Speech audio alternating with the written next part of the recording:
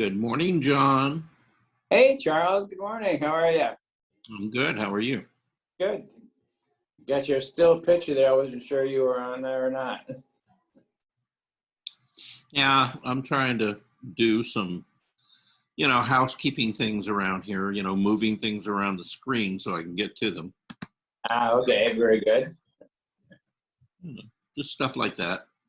Yeah. Figured, Were you out figured, painting this weekend? pardon? Were you out painting this weekend? Yes, I was a little bit. I went to that group that I go to at the Artist Resource Center. Right. And, we had a model over there. And I did, a pretty good drawing that I'll show you guys tomorrow. I was happy with that. And I worked on some acrylic paintings, some landscapes that I had started them, maybe a year, maybe 2 years ago. And never went back and really finished them. So this weekend, I didn't go outside and paint. I basically finished it in the studio. So, Sounds good. Yeah. It's great to accomplish something, isn't it? Yeah, I can't, it was very kind of, quiet, kind of mellow weekend, which was fine. Maria is in Mexico. She is. Yeah, she left Friday and flew to Mexico to spend some time with her parents. Evidently, they're not doing all that well. So, so she wanted to go down there and see them.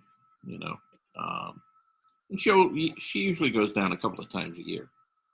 But yeah, and I don't have all the background as to what's going on there, but I mean, I think, what is it? Her mother is like 87 or 88, and her father's like 84. So, they're kind of getting up there a little bit. Yeah. Yes. Yeah. So anyway, like I said, it's been a quiet weekend. That's been fine. And Every now and then, that's very good. Yeah. All right, so let's see. We got Eloise and John, Rebecca, Veronica. Okay. Hey, always. Yeah. Good morning. How's everybody doing this morning? Good. Good. Okay. Did you guys have a good weekend? Yeah. Yes.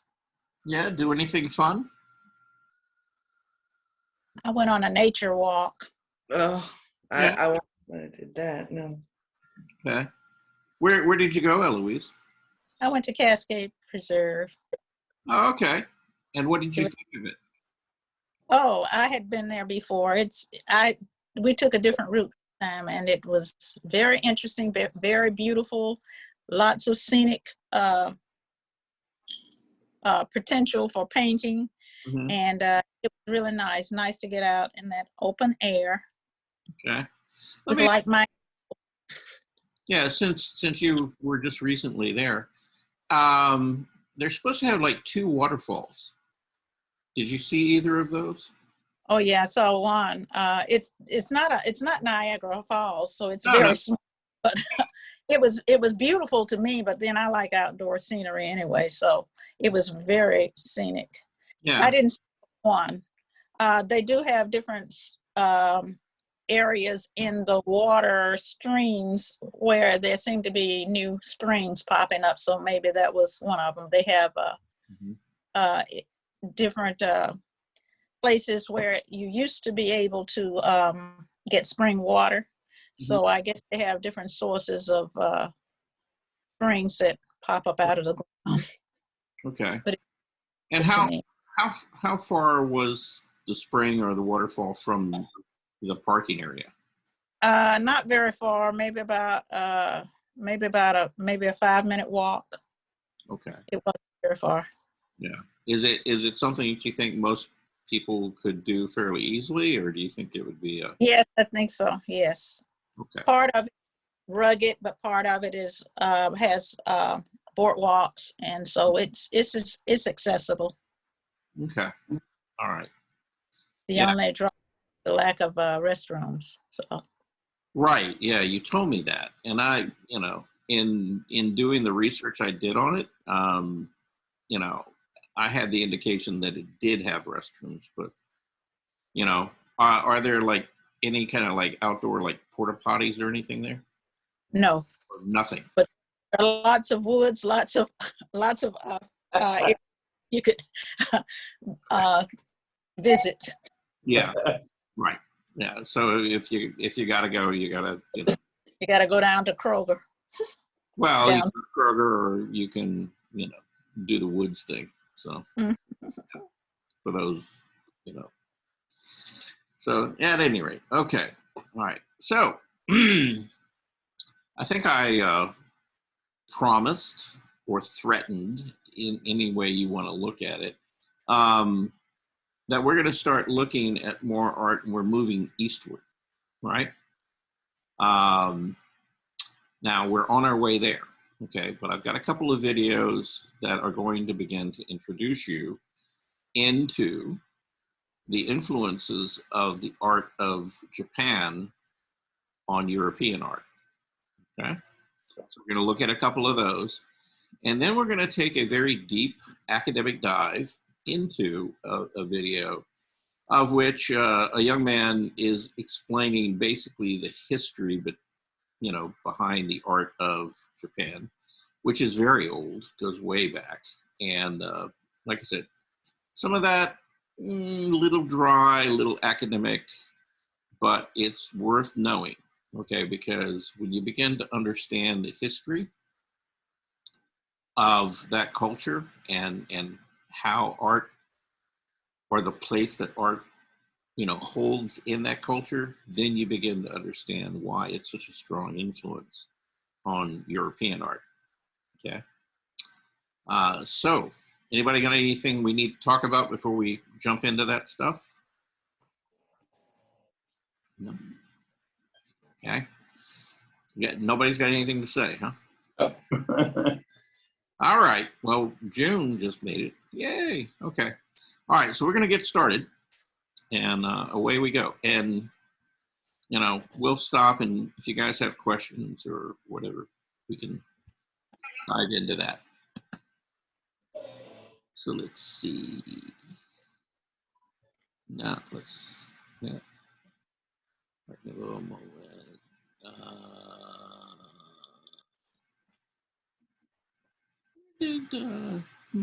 Ah, yes. Okay. Yeah. Yeah. We'll start with this one because you'll know this guy's work. All right. Though you may not have realized how influenced he was. So let's go back to the very beginning.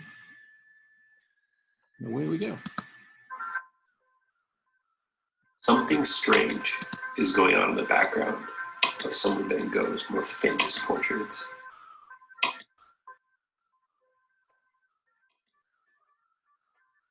You just saw creations of Japanese woodblock artist Utagawa Hiroshige, done by none other than Vincent van Gogh. Yes, those are all Van Gogh paintings. The last two are direct copies of the master of Japanese woodblock artwork, Utagawa Hiroshige.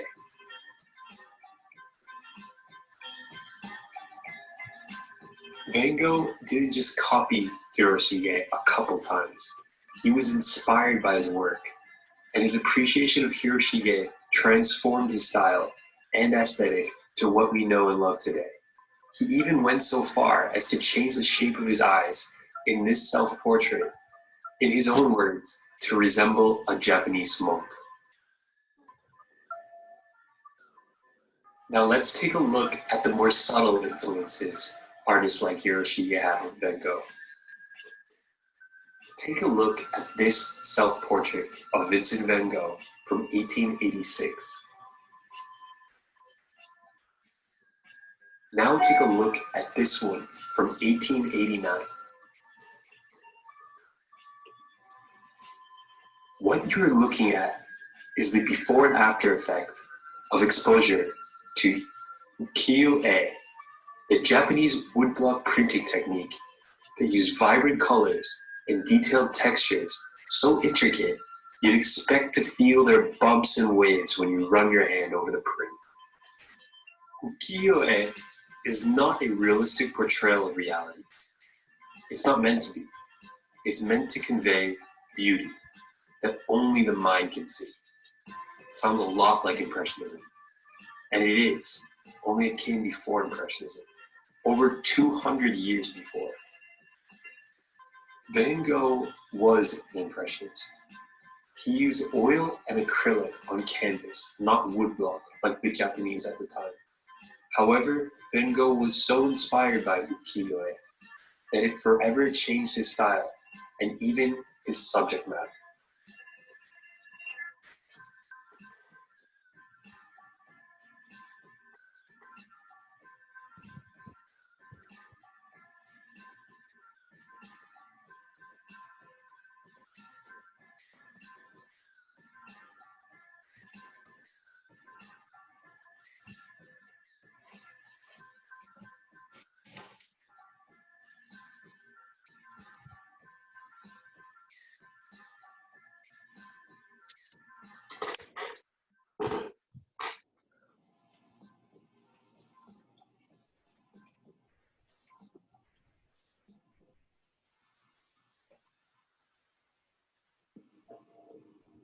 But Van Gogh wasn't the only one.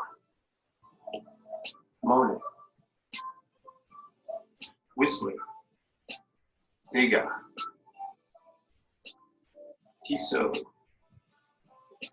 Cassatt, Toulouse-Lautrec, Gauguin, Bonnard, Klimt, Manet, and Child, just to name a few. Much of the Western world has forgotten the names of the Japanese artists who inspired the incredible works. My hope is that after watching this video, there's one name you won't forget. Hiroshige. Hiroshige was a mid-19th century woodblock artist who mastered the ukiyo-e style, which was popular in Japan during his time. Ukiyo is a Buddhist reference to the illusionary nature of the natural world, and E signifies picture. Put together, pictures of the floating, fleeting world. I got that from a book. This book, which I read and researched for this video. This isn't a book report, so let's get into what makes Hiroshige so special, so I can show you his masterpiece, 100 Famous Views of Edo, or as he would have called it, Meisho Edo Hyake.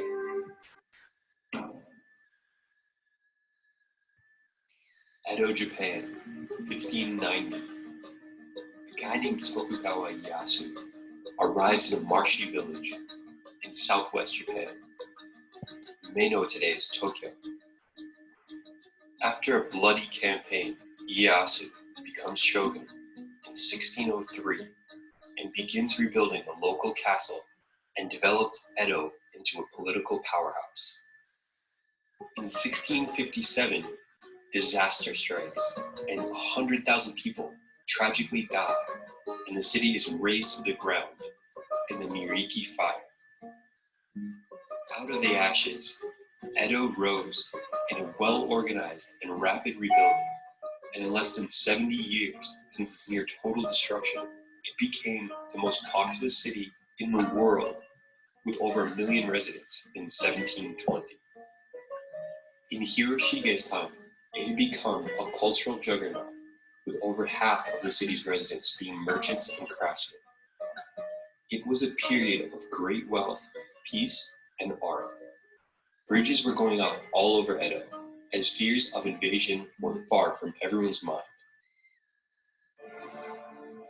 In 1853, an American Commodore, Matthew Perry, shows up and demands that the shogunate open up their harbors to trade with the outside world after more than 200 years of virtual isolation.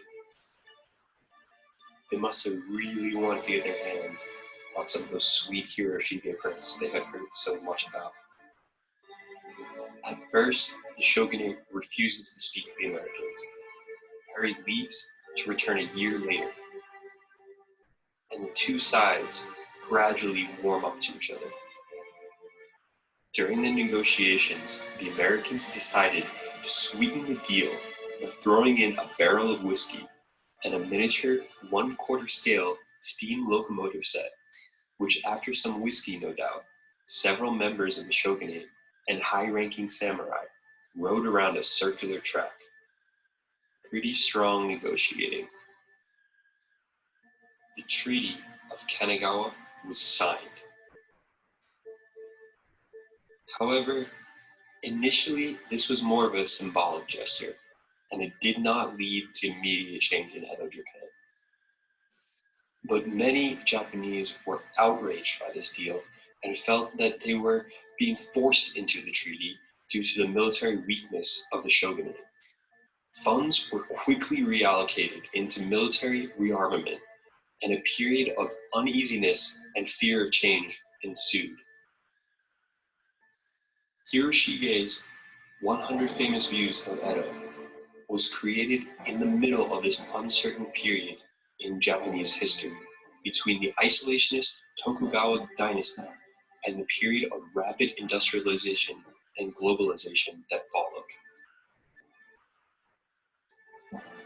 The impact of this uneasiness can be seen by the keen observer of Hiroshige's work. Defensive military ramparts in Edo Harbor, high walls, imposing castles are all seamlessly blended into the cityscape so subtly that these prints were able to pass through the shogunate's meticulous censors, who needed to approve each and every one of Hiroshige's works before they could be released to the general public.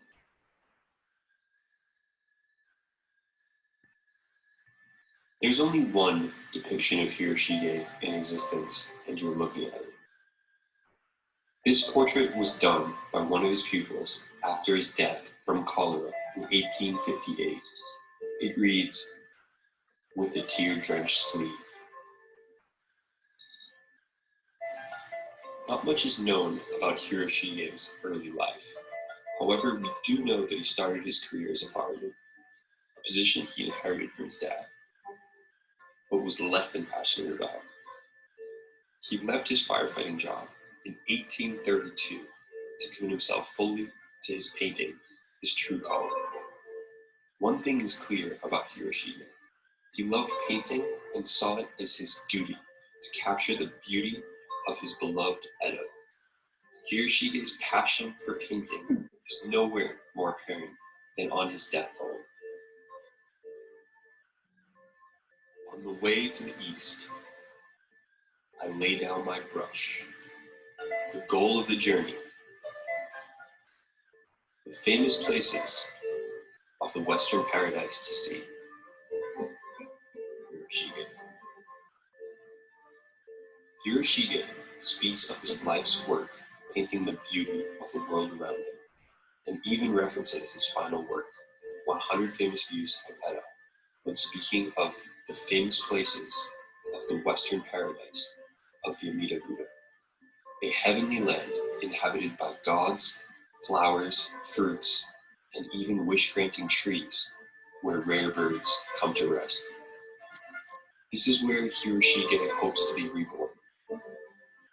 It's difficult to gauge the scope of Hiroshige's legacy in exact terms, but we know for certain that it was not contained by the borders of a mountainous island in the Pacific he called home.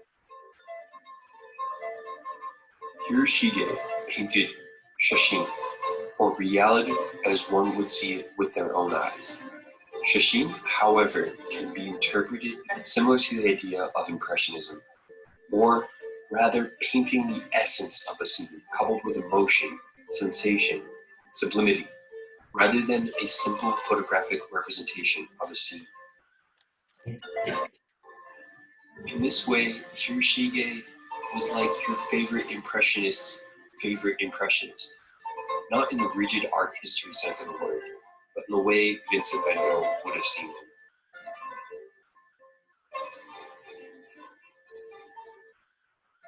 Ukiyo-e experienced a sharp decline in quality and popularity following the deaths of the masters Hiroshige and Hokusai.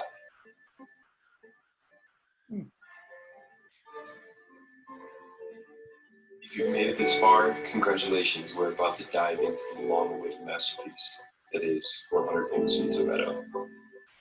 Here are some final notes on what to look out for that I hope will lead to a greater appreciation of his art. Hiroshige was actually one of the first ukiyo-e artists to use the Western technique of linear perspective to show the perceived size and distance between objects, giving his art an almost three-dimensional quality. At times, giving the illusion that you can actually reach out and touch some of the objects printed in front of you, while others feel far away and you begin to lose sight of them in the distance. Hiroshige was an innovator when it came to color, using vibrant colors and subtle gradients known as bokashi, which add volume and light to landscapes and skyscapes, but most dramatically and famously, waterscapes. With bokashi, rivers and lakes appear deeper and colder in the middle, where there's movement, depth, and mystery. Skies are not stagnant, monochromatic backdrops. They can tell you the exact time of day, weather, and general ambiance of the setting. Yes, that's a turtle on a rope watching the sunset. No further questions. Bokashi was a game changer, and combined with his creative linear perspective and strikingly beautiful choices in subject matter, Hiroshige had become a cultural icon and remains to this day. I hope that background on Utagawa Hiroshige helps you to better appreciate this next segment and gives you a sense of gratitude for the ingenuity, craftsmanship, and dedication of the master of ukiyo-e, Utagawa Hiroshige.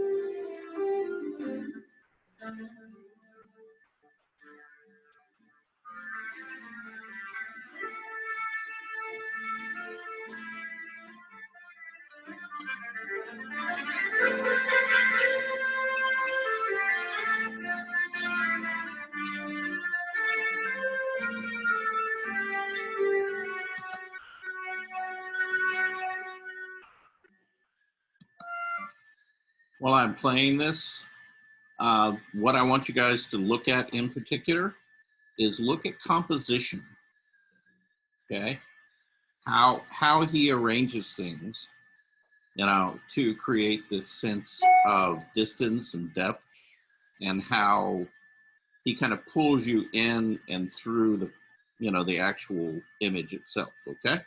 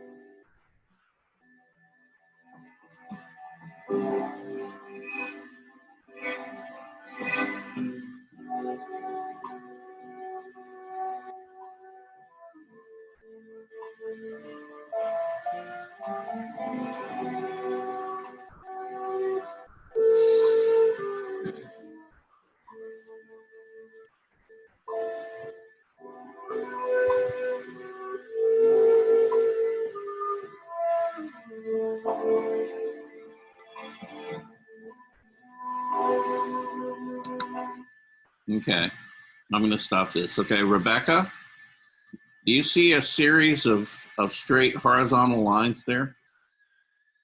No, No. there's only one at the very top where the trees are little tiny trunks.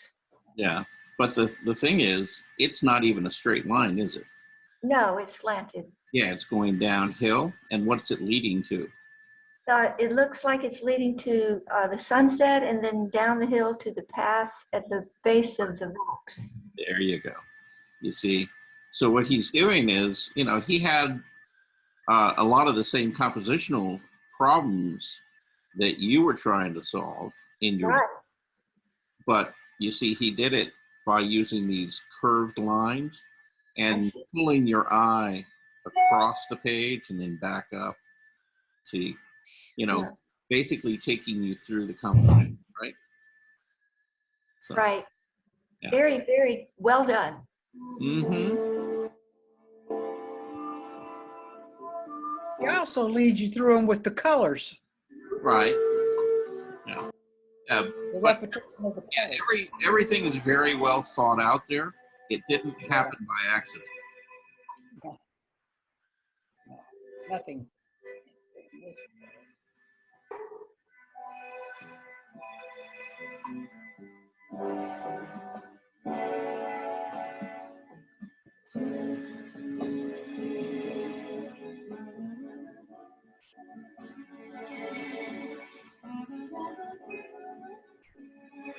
Yeah.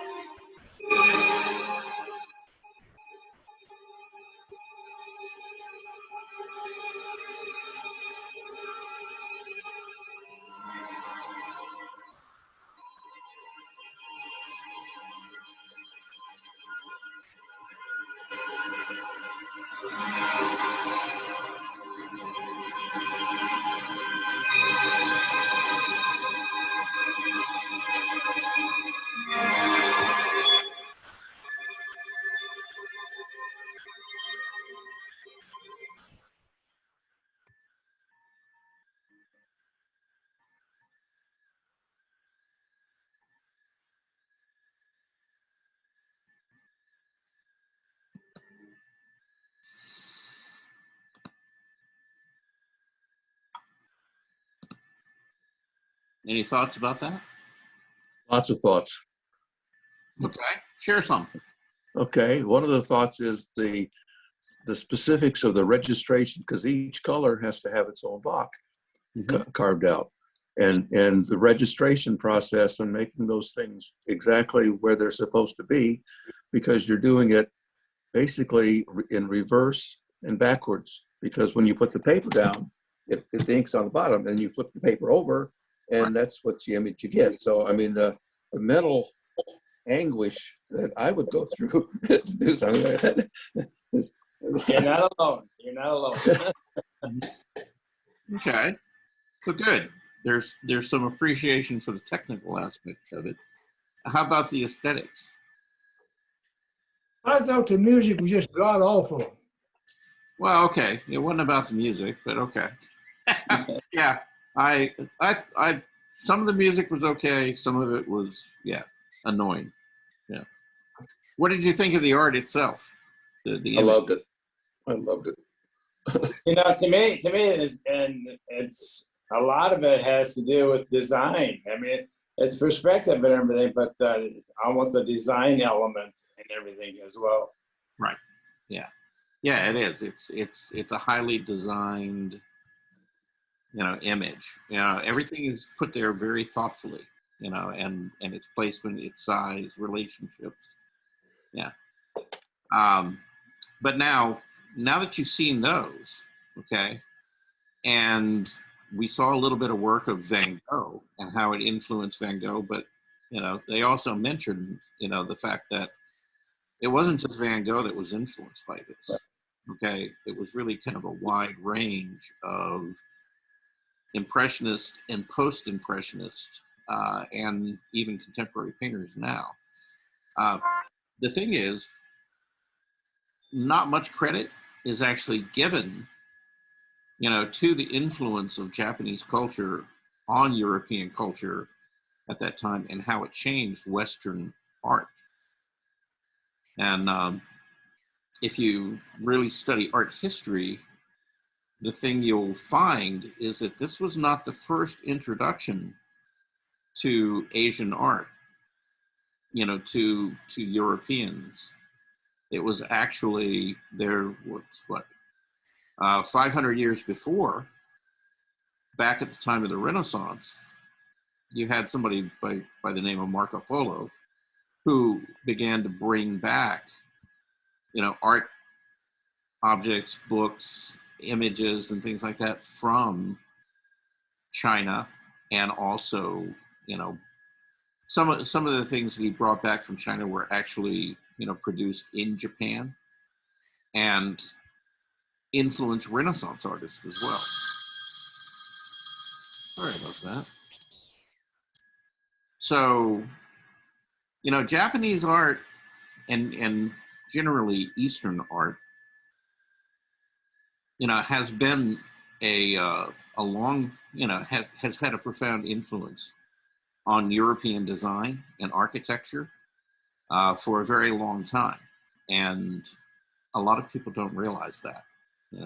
They did not evolve separately, and in fact, it's kind of reciprocal, certainly there were the influences of Asian art on European painters, but also there was a lot of influence of European design and architecture that made its way back to China and Japan as well. So there was an exchange of culture there. It's been going on for a very, very long time. Okay. Anybody got any other comments, questions before we move on? Yes, I have a question, Charles. Mhm. I noticed in each painting that he had a small square, it buried where he put it. That was his signature of saying who it belonged to, and then up in the top, Mhm. right corner it was another little square that changed color according to what was in the painting. Mhm. And was that like a title or explanation of what Yeah, he it was? probably would have been some explanation of what the scene was. Now, remember, what we looked at was just a small series of his work, and it was 100 views of Ito. Okay, and Ito was actually has become Tokyo. All right, Ito was a small little, kind of village or province,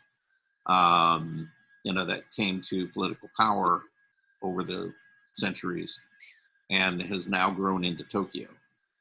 So if you go to Tokyo itself, there's a section of Tokyo that's still called Ito. It's the old part of the city. Okay. Anybody else?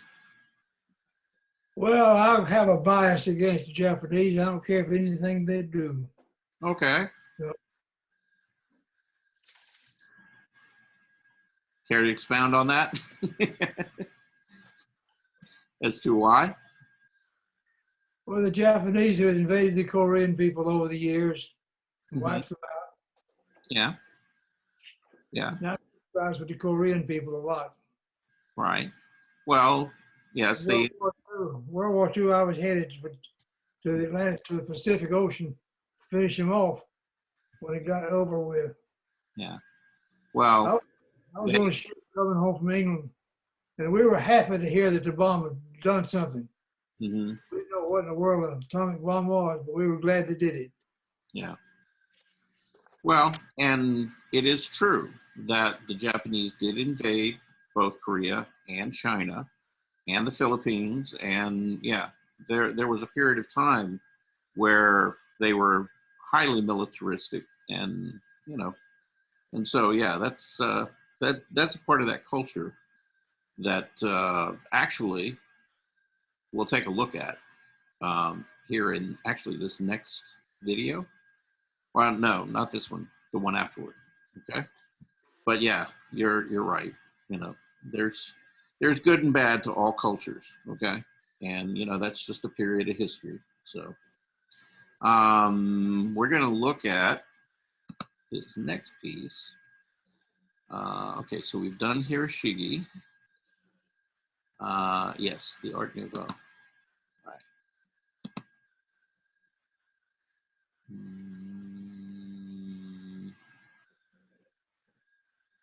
Yeah, that's not the one we want. We can close it. Yeah, here you are.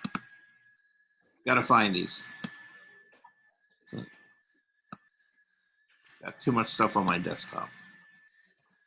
Pretty. Hello. How are you? All right, here we go.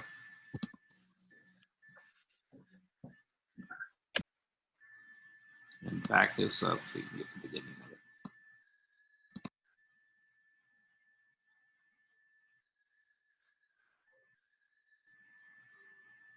Sensuous lines and subtle light, feminine figures and whiplash hair, vegetable curves and willow leaves, twisting waves, and evanescent smoke, but also by control lines and geometric details. Art Nouveau, a movement inspired by Japanese art. Japanism was an immense inspiration for the Art Nouveau movement. Japanism's functionality and beauty emboldened the everyday objects aesthetic, which captivated the European designers in the late 19th century. In a resounding attempt to create new contemporary art, the Art Nouveau movement lasted from 1885 to 1914, emerging from the Industrial Revolution and branching out from the arts and crafts movement as a mixture. Art Nouveau moved to the idea of total art, including architecture, interior design, graphic arts, furniture, glass art, jewelry, metalwork, posters, and textiles.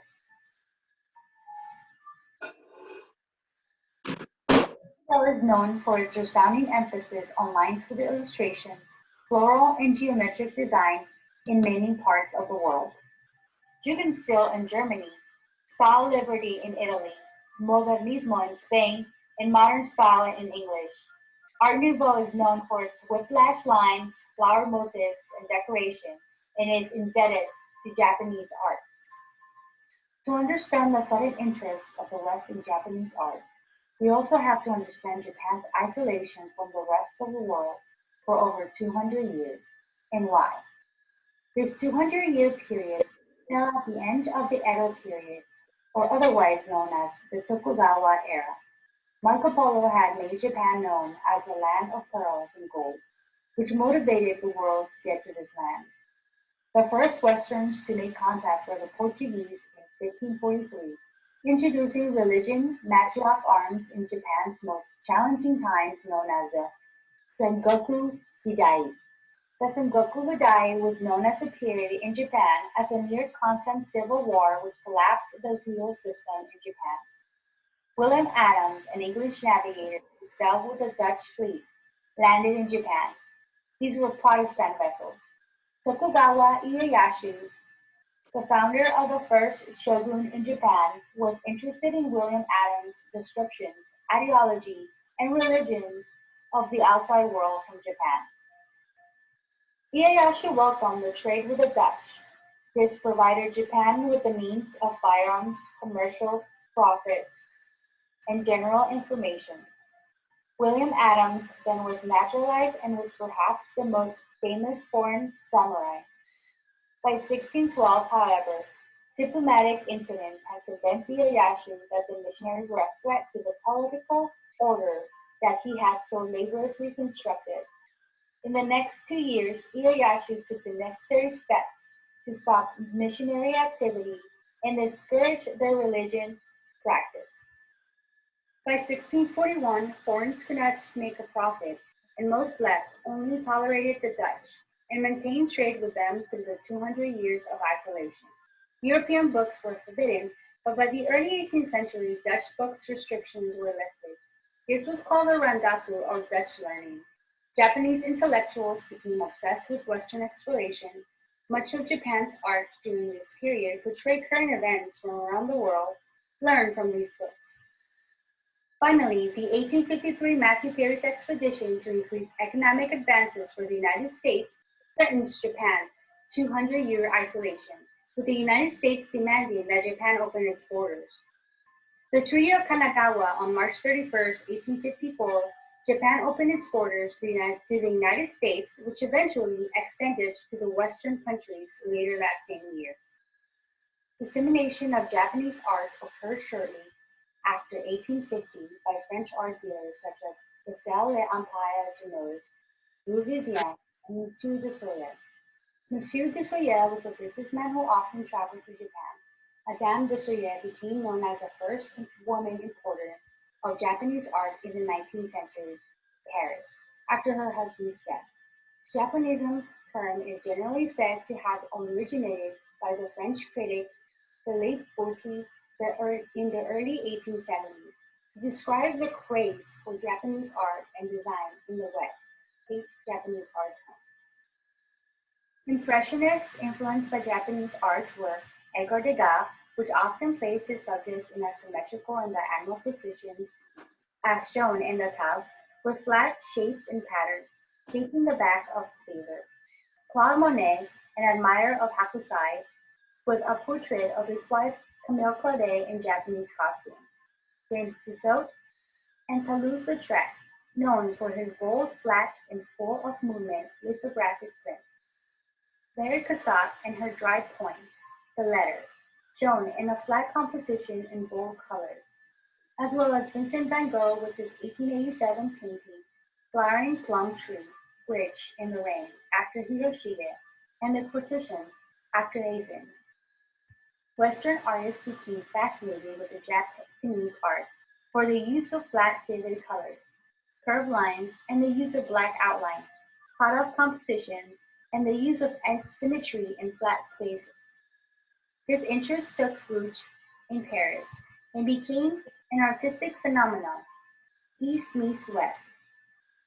In a time where Western artists were rebelling against the Art Academy, Japanism became a source of cultural and artistic inspiration for the West. In the center of the Western fascination with Japanese art were ukiyo-e, also known as Japanese woodblock prints. Ukiyo-e, a Buddhist term meaning the sad one or a pun on the floating world, also ukiyo, referred to the entertainment districts in major cities such as Edo, today Tokyo, and later referred to the entire world of urban fashion and pleasure. The subjects in ukiyo art were and not limited to popular kabuki actors, courtesans, prostitutes, warriors, and sumo wrestlers. Some of the ukiyo creators were Tori Kinonaga, mostly known for its beautiful women. Kitagawa Utamaru, considered the master Japanese printmaker and painter, known for elongated figures of beautiful women, the use of metallics in his prints, close-up, and portraiture. Utagawa Hiroshige, where his subjects were not typical of ukiyo-e genre, but landscapes. Utagawa Kuniyoshi, also from the Utagawa school, most of his subjects included samurai and cats. In Hokusai, Under the Wave, also known as Great Wave from the series 36 Views of Mount Fuji. In about 1680, book publishers began to make single sheet prints, and in 1765 came full color printing. In 1905, woodblock prints are replaced by photographs, postcards, etc. But in the 1910s, they are revived as a fine art form that continues until today. As a reaction against the Art Academy, a new era, a new artistic expression emerged. Art Nouveau, New Art in French. This international movement toured much of Europe and a small part of the United States. This movement acquired its name after La Maison Bain, a gallery best known as the Art Nouveau, owned by Siegfried Bain, a Japanese art collector and dealer. This new artistic style included fine arts, applied arts, and interior decoration, and represented the original concept of the total work of art, harmoniously aimed to the abolition of the ranks of value between the different types of art.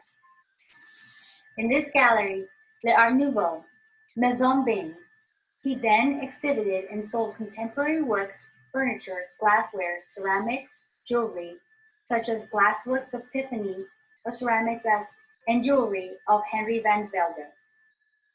Bain's mission was to exhibit the applied and decorative arts and played an important role in diffusion of the Asian art among Art Nouveau artists, such as Louis Comfort-Tiffany, an American designer known for his stained glass works, Toulouse-Lautrec, Henry van de Velde, a Belgian artist mostly known for his furniture design, but also poster design, Theo van Rysselbergh, Felix Volodon, inspired by Hokusai prints and developed modern woodcut. And finally, Edward Vollard, whose subjects were blended into colors and patterns as those of Japanese art. The art rebellion for original and modern scattered all over the West and against the long-established fine arts institutions. The Vienna Secession building by Joseph Maria Albrecht, an architectural manifesto, was established by a group of rebel artists called the Vienna Secession. On the front of this building, the motto reads, "To every age its art, to every art its freedom," a phrase that reasonably represents the desire for a new art form. Gustav Klimt was a member of the Vienna Secession, and on his painting, Athena, we can observe how very quickly he moved into Art Nouveau. In his works, he demonstrates a blurred line between fine art and applied art, even on the embossed frame, and on how the gold is applied very heavily. Klimt demonstrates sensual, also typical of the movement, such as Athena.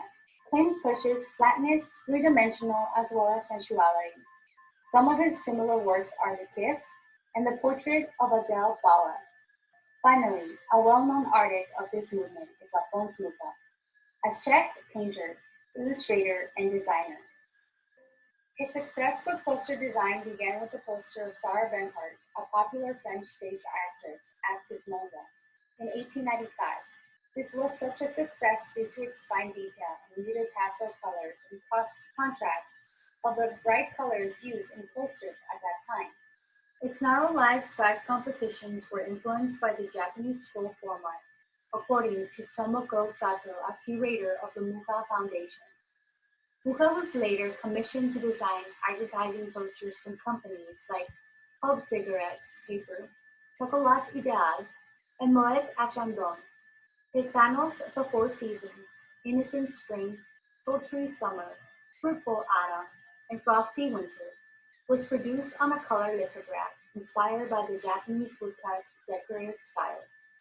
Today, Alphonse Muka is an influence on Japanese manga and anime. Specific and straightforward strokes, delicate linear simplicity, elongated figure lines, believe expressive property, color lines, organic and abstract, saturated colors, rhythmic and movement, posters, geometric figures, flow of motifs, feminine. Japanisme was a great influence on the Art Nouveau movement, even though the demand for Japan to reopen to the West was finally achieved in the early 1950s. Its art was not yet distinguished in Europe until the movement towards a functional expression. Then it is when Japanese art was recognized and even given its own name, Japanism. Detail embellishment, catapult, the Art Nouveau movement.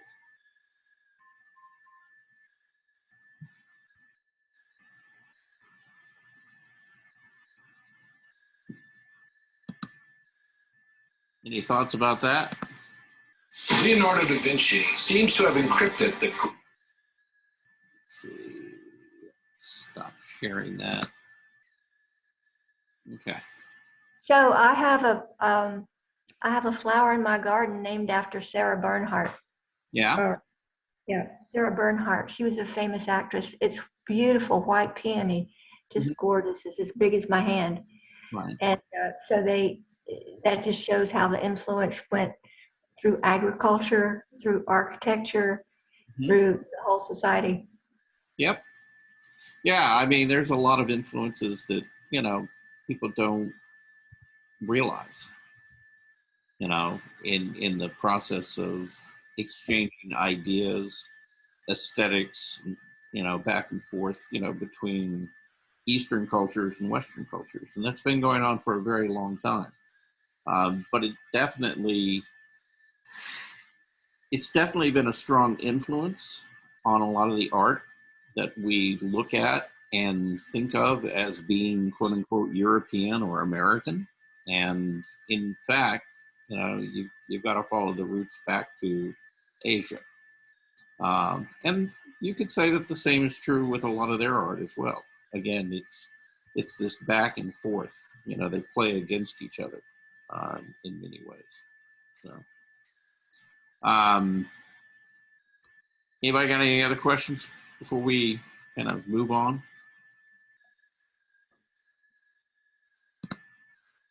Okay. All right.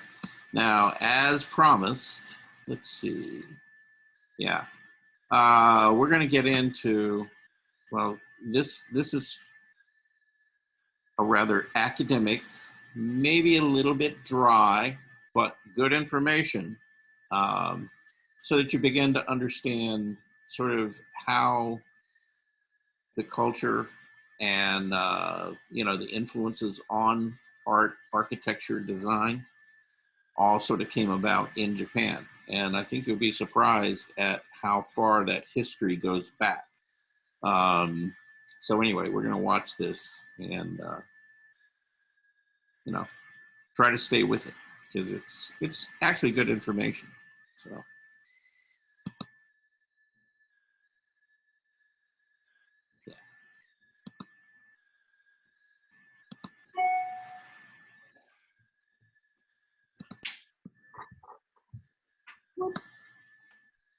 Okay, I don't know what happened there.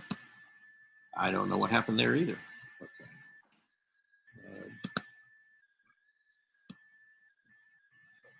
There we go. All right, let's see if we can go full screen on this. All right, and away we go.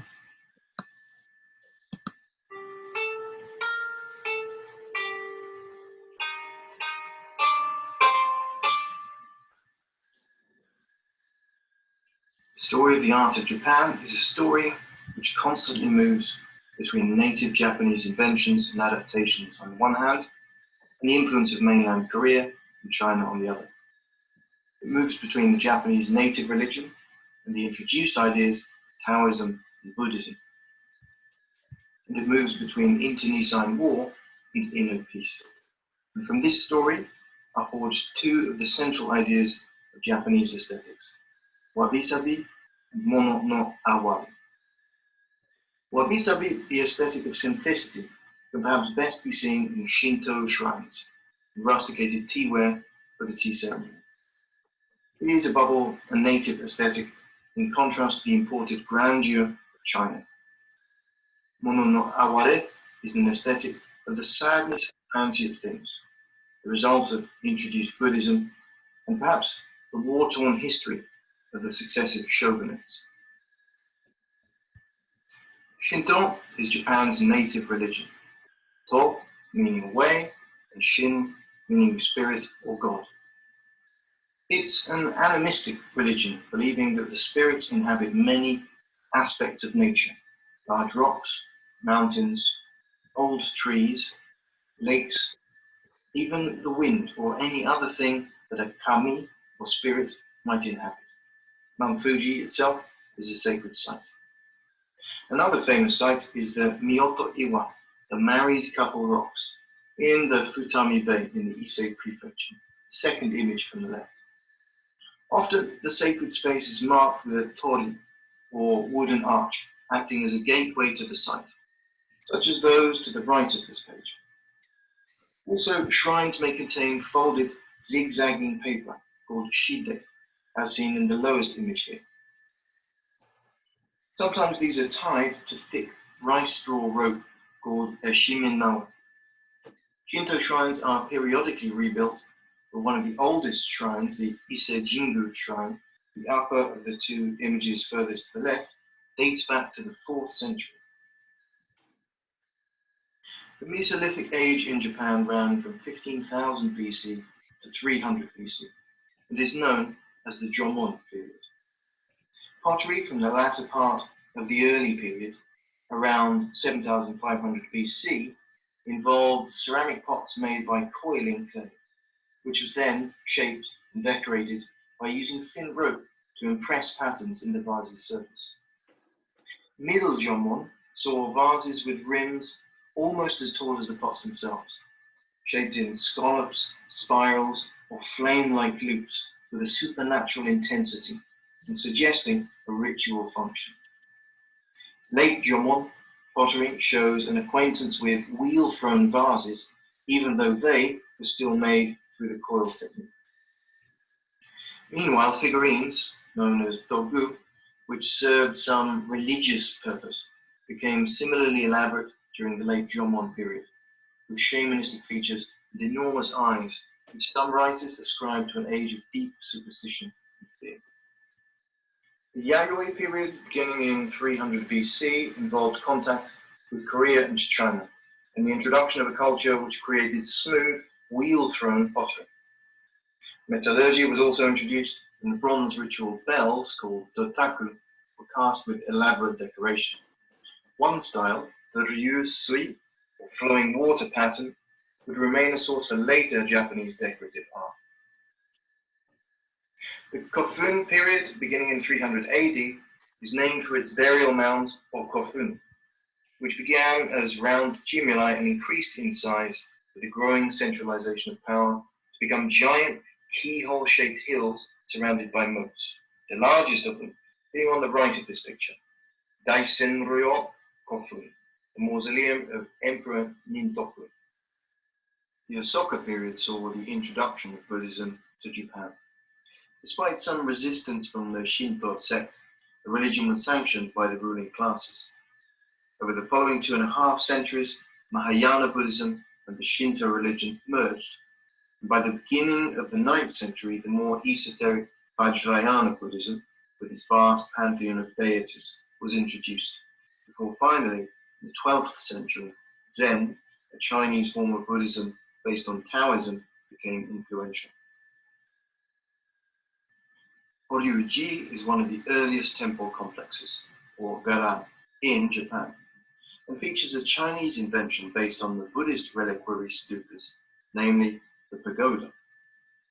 The kondo, or golden hall of the temple complex of Horyuji, contains its artistic treasures, such as this mural of Buddha, which survived the 1949 fire, and this triad of Buddha and Bodhisattvas, the saints. As the inscription on the back of the work attests, the triad was begun by the master sculptor Tori Bushi shortly before the death of Prince Shotoku, who had been responsible for the growth of Buddhism in Japan. The following is an extract from the Tibetan Book of the Dead, a text from Vajrayana Buddhism. All things that appear are manifestations of mind. The surrounding environment, which appears to be inanimate, that too is mind. This work of the famous Buddhist monk Nyuo Shonin meditating, painted by his disciple Enichi Bojonin, captures that worldview. Nyuo is portrayed at the center of a forest which seems stylized and abstract in its complexity, and the natural world seems to grow out of his figure, just as the external environment in Vajrayana Buddhism is treated as a manifestation of mind. The 12th century had seen the Minamoto clan emerge victorious from the wars against the Taira clan, and the newly established militaristic culture brought with it a populist reform of Buddhism. The new shogun, Yorimoto, encouraged a focus on inner spirituality and martial alertness. Consequently, portraiture, using dark crystal for the eyes and contrapposto stance, focused on creating realistic portrayals of spiritual essence.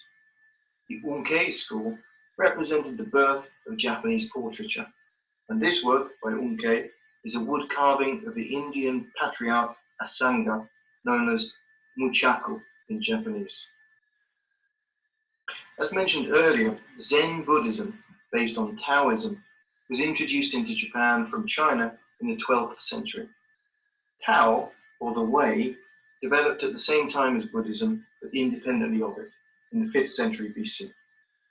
Tao has elements in common with Buddhism, such as the negation of self, negation of desire, the negation of will, and the communion with an eternal principle.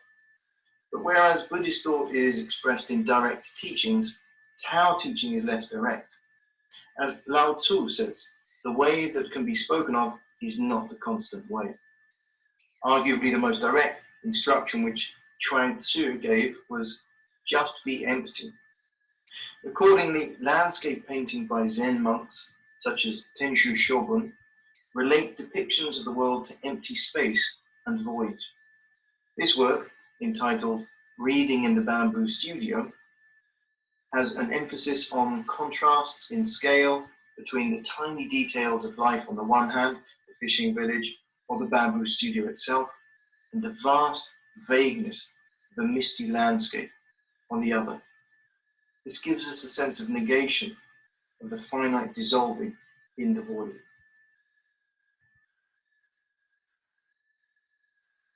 At the beginning of the 17th century, under a new shogun, Tokugawa, the de facto capital of Japan moved to Edo in modern-day Tokyo.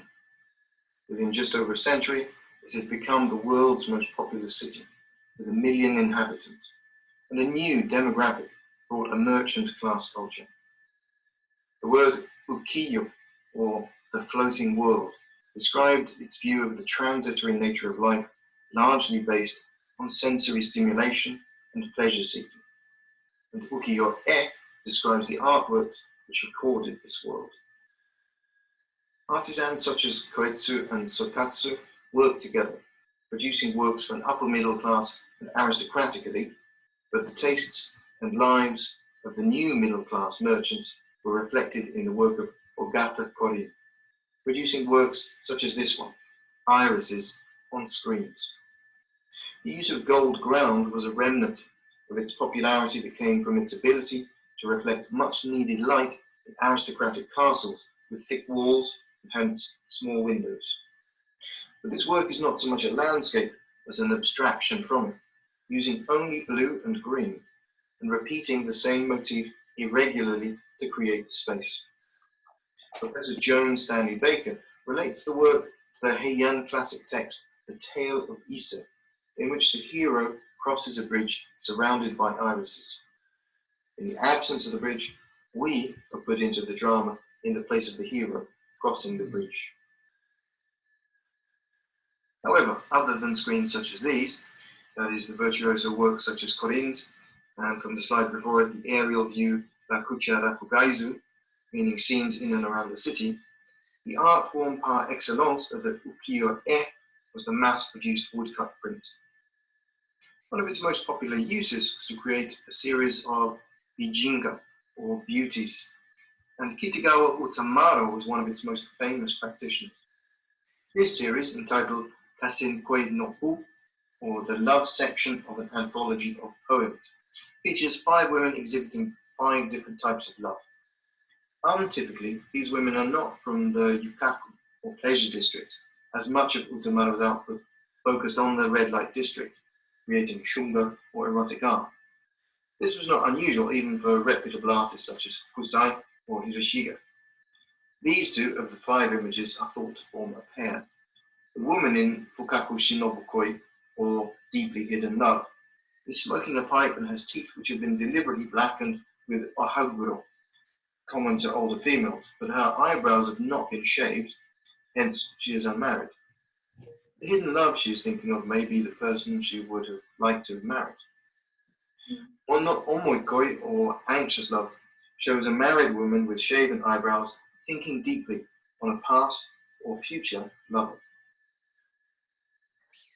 This image by Katsushika Hokusai is perhaps, outside of Japan at least, the most famous Japanese work of art.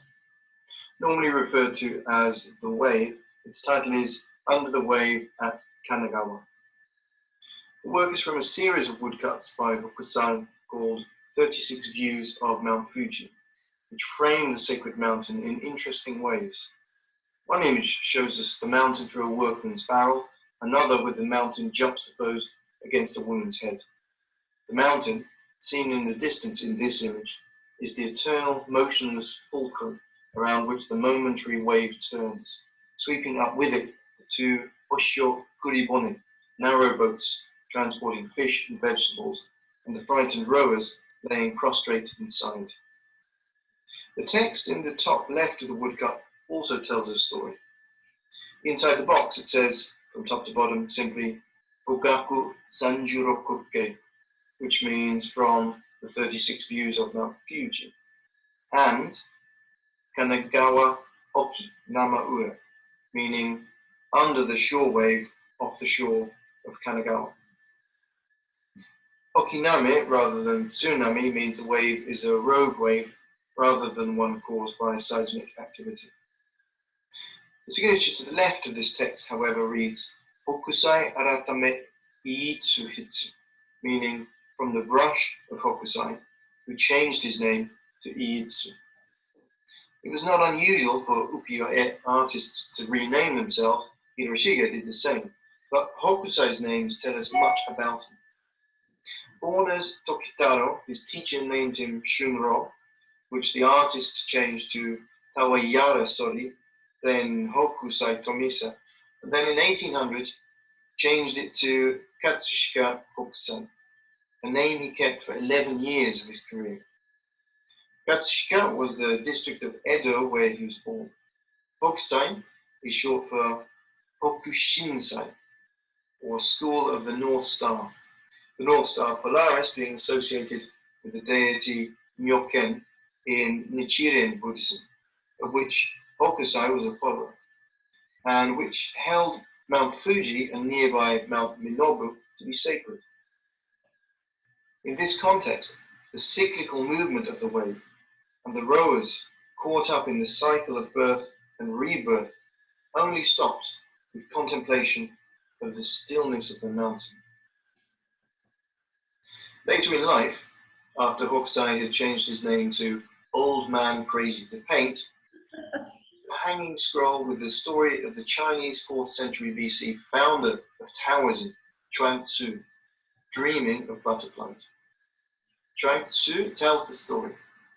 Once upon a time, I, Chuang Tzu, dreamt that I was a butterfly flitting around and enjoying myself.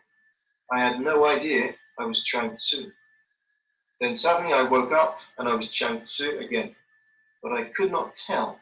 Had I been Chuang Tzu dreaming I was a butterfly, or a butterfly dreaming I was now Chuang Tzu? As Timothy Clark, head of the Japanese collection at the British Museum, says of this image, Hokusai had transformed his art over many decades in order to identify ever closer with his subjects. So, what better illustration of his credo? Ando, or Utagawa Hiroshige, was very much inspired by Hokusai's example, changing his name several times before naming himself after the Utagawa school, painting a series of 36 views of Mount Fuji, and dedicating himself to Buddhism, albeit very late in his life. This work of the Myoto Iwa, the married couple rocks, shows Hokusai's influence. However, Hokusai's reputation as an eccentric bohemian, for example refusing to clean his succession of houses, contrasts with Hiroshige's samurai family background and his work as a bureaucrat. Hiroshige himself expressed what he saw as the difference between the two artists in the introduction to his 100 Views of Mount Fuji. In the artist's words, filled with the power of his brush, Hokusai's work focused upon making things interesting. For example, he manipulated Fuji as he liked. My work differs. I simply reproduce sketches of what I had seen before my eyes. However, this is arguably an exaggeration, as Hiroshige altered views from time to time. But Hokusai would often impose his vision on the viewer with insistent framing of the spiritual symbolism and dramatically simplified and calligraphic forms. Hiroshige, on the other hand, would generally produce wider panoramic views based on observation of nature, which often allowed the viewer's eye to discover the landscape for itself. But Hiroshige's style is an imposition of his reaction to the natural landscape, a lyrical expression of mood, rather than Hokusai's intense spiritual message. And hence it was to Hiroshige's work that many European artists were drawn. Japan's isolation had been ended by the gunboat diplomacy of the US Admiral Perry in 1857, and the 1867 World Fair in Paris started the vogue of Japonism. Ukiyo-e prints became popular, published in art journals such as this one by the collector Siegfried Bing, and were influential, assimilated by Impressionist and Post-Impressionist artists such as Manet, Degas, Monet, Renoir, and Pissarro, as well as Gauguin and Van Gogh. Cézanne's repeated use of Mont Saint-Victoire as a motif is thought to stem from Hiroshige's homage to Hokusai's 36 Views of Mount Fuji. In Vincent van Gogh's portrait of Julien Tanguy from 1887, we can see Japanese prints on the wall, including 2 by Hiroshige and 1 by Eisen, which Van Gogh copied. Van Gogh borrowed elements of ukiyo-e's formal and compositional vocabulary in his works. These include flat, usually bright color planes with strongly drawn lines and a strongly diagonal composition. Often the central figure of the work would be trimmed, and in terms of color, the distance was often equally as strong as the foreground. Vanishing points were often high up in the work, or a horizon would be absent, and many works show a close-up view of natural elements. This vocabulary can be seen in the Hiroshige works, which Van Gogh also made his own versions of. The Bridge in the Rain uses a typically strong dissecting diagonal with large planes of color and a raised horizon, which is unusually tilted to emphasize the dramatic weather. Foreground action is weighed against the importance of the elements in the natural background. Flowering Plum Orchard has similar flat planes of bright color and represents a close-up of nature which cuts off the edges of the subject. However, the single tree takes meaning from the background context of the orchard.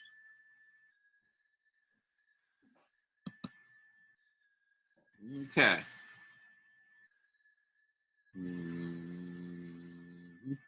This is exactly why we chose Okay. Anybody got any thoughts about that? You're right, it was dry. Yeah. But interesting. Interesting, yeah. Yeah. Yeah, It's information a, in there. it's a bit academic and kind of hard to get through, but I thought it was kind of I thought it was kind of important to play that particular video because it took you way back to the very early periods of Japanese art and how it developed, through the whole history of Japan. And so literally you're going back as far as 15,000, to 20,000 years back. And if you think about it, if you compare that to, say, Western history, okay, we really can't trace a direct lineage in any way. I mean, it's broken, kind of fragmented, and you can see different cultures and influences and things. But as having a kind of a continuous lineage of development of art, as Europeans or European descendants, we don't really have that.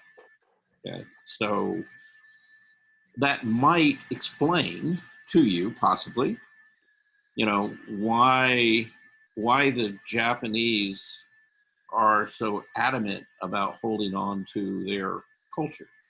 Okay, because it's been going on for a very, very long time, and I would say that they're very proud of being who they are, as a culture and their history. So if you keep that in mind and you begin to look at how that culture is influenced other cultures throughout the world, you can really begin to appreciate the sort of aesthetics and how sort of the spiritual principles of that have kind of formed their art has also crept into Western art as well. So anybody got anything that they want to say about any of that? Yeah, just a couple personal things. Number one, my father-in-law was involved with, well, he was employee of Merck and Company, but he was responsible for financial affairs in the Far East Division. Mm-hmm. And one of the people that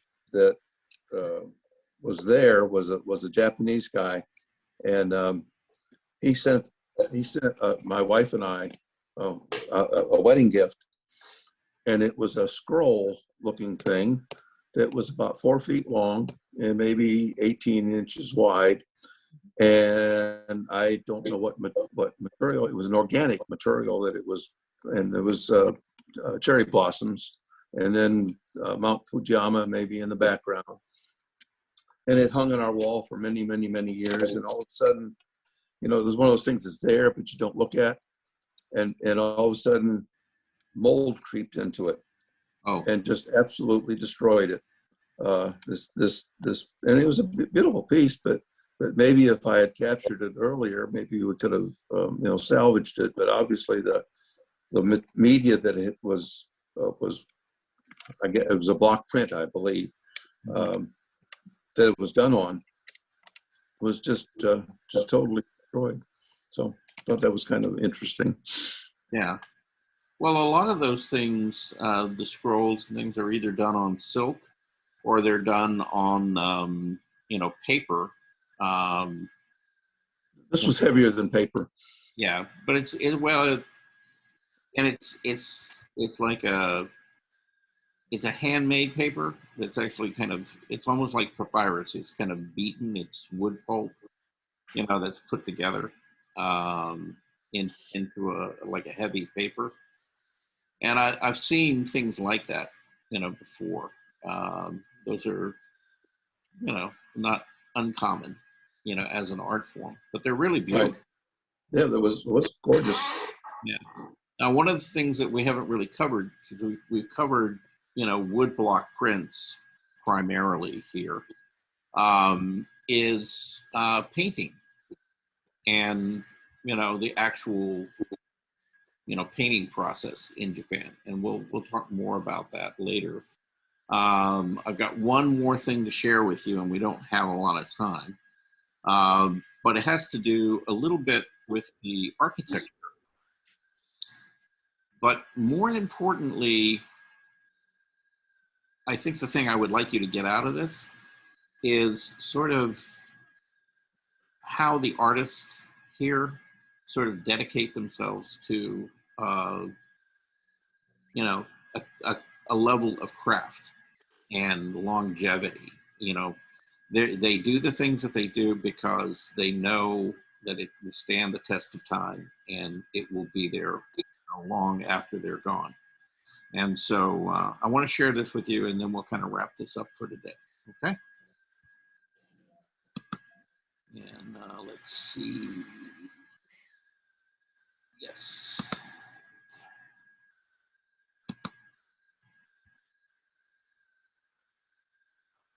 All right, let's get rid of that one. And let's do this one. All right.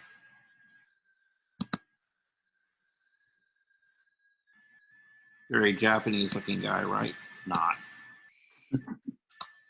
I'm your host, Chris Chappell. Before starting China Uncensored, I worked as a scriptwriter for a show called Journey to the East, a TV documentary series about traditional Asian culture and the people carrying it on today. Unfortunately, the show was scrapped before ever making it on air. Not long ago, I posted one of the never-aired episodes, The Truth Behind Traditional Chinese Kung Fu. The response to that was so incredible that I decided to post more. This one is about traditional Japanese carpentry. Without the use of any nails, they can build temples that last for hundreds of years. It's a fascinating look at a not quite lost art.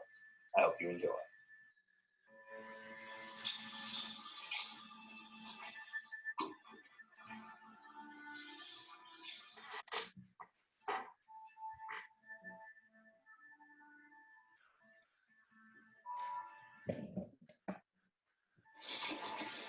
Traditional Japanese carpenters build furniture, houses, and temples without the aid of screws, nails, or bolts. No bolts, no nails. Last longer. Even Japan, temple tower, 1,000 years still standing.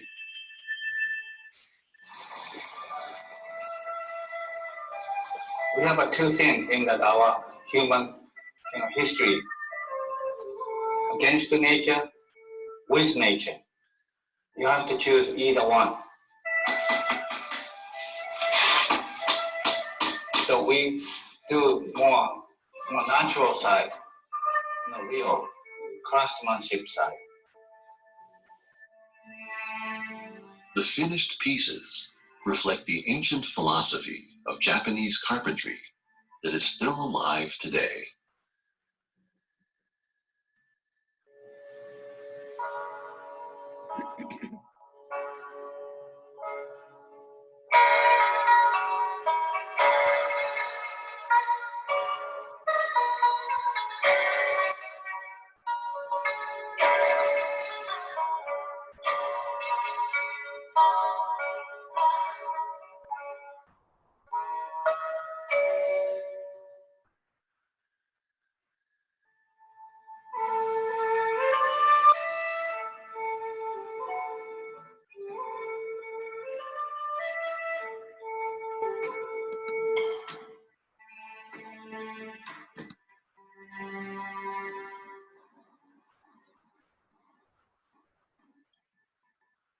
My father actually grew up doing woodcut prints.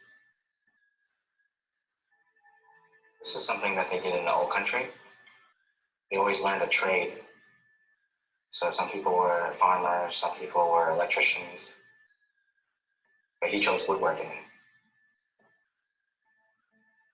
When I graduate, I have to setting up on my life, where to stay, to work.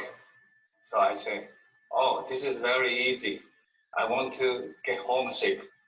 I want to know home more.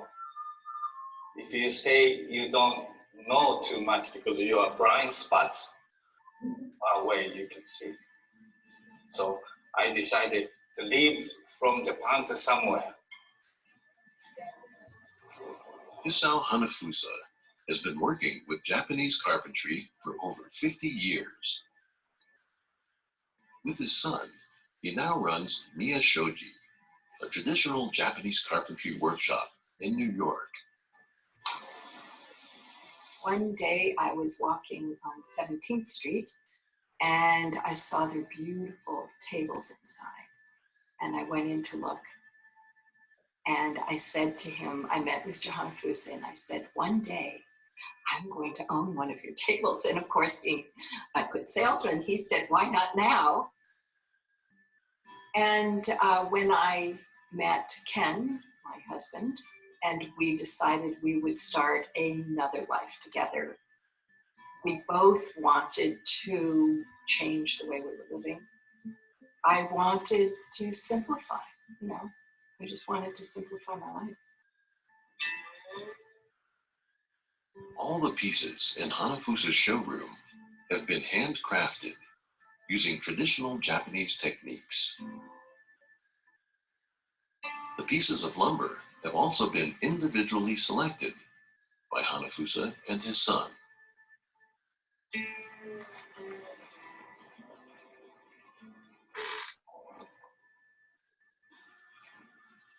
Every morning, Hanafusa's team of carpenters begin by sharpening the blades of their hand-forged planes and chisels.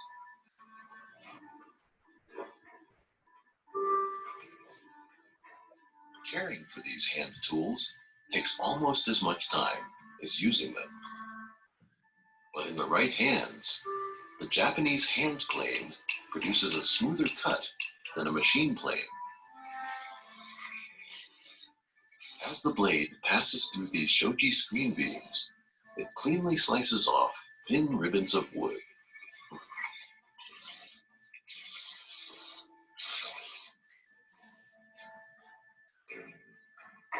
The process of using and caring for these traditional tools reflects Hanafusa's philosophy of working with nature, not against nature. We have two things in that our human history: against the nature, with nature. You have to choose either one. When I was a kid, studied Industrial Revolution. Fantastic stuff, but that kills all the craftsmen, all the personal, individual talent, they kill. So we do more natural side, real craftsmanship side. That's what we're still doing it. Some people say stupid.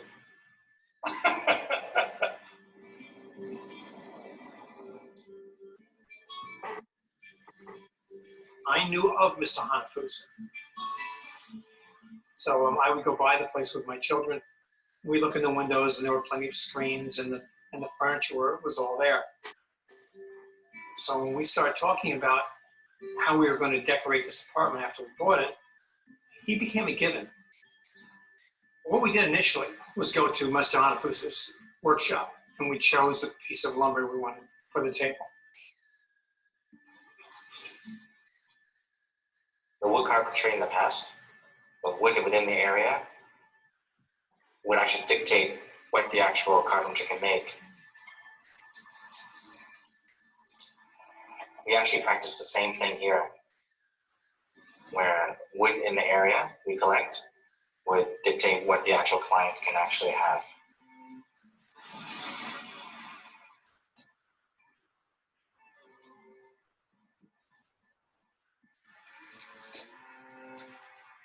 Well, we're taking down an elm tree and giving it a second life. We're going to slab these branches in the big trunk, and someday it'll become furniture.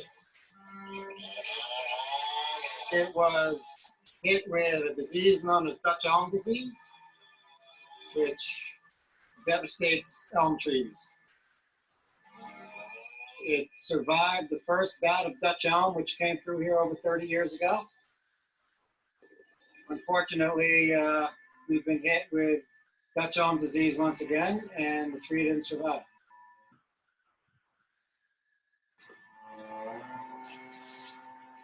This tree is approximately 300 years old. Shame to see it go.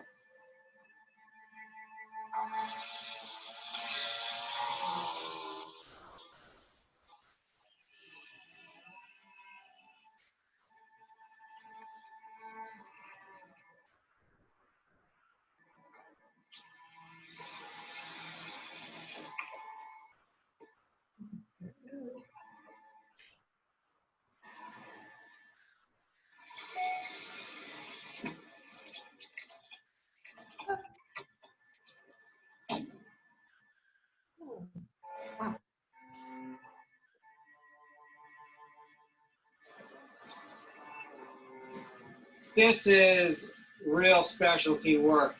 It takes a lot of wherewithal to tackle a tree like this, not to mention the equipment to be able to manufacture it into slabs of wood. Although, you know, this tree is dead, it's always living. Many people don't know this, but if you qualify for this new offer through Pink Energy, you could get paid over $2,000. In the spring and summer, it breathes, it picks up moisture, and in the winter, it loses moisture. So just think of it as something that's always living.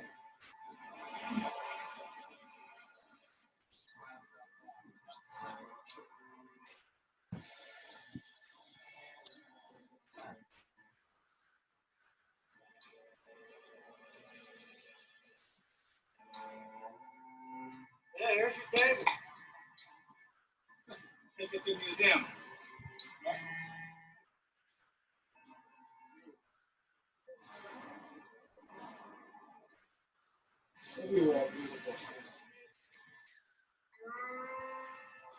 After the tree has been milled into slabs, it has to go through a drying process for many years before it is ready to be made into furniture.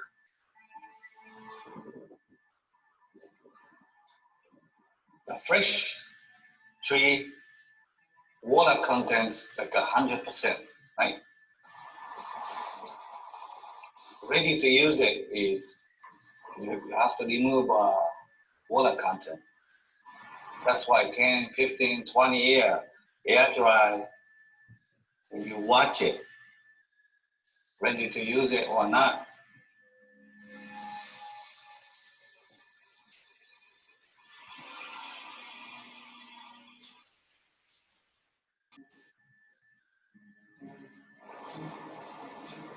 By the time the wood first hits the cutting bench, it is already nearing the end of its journey.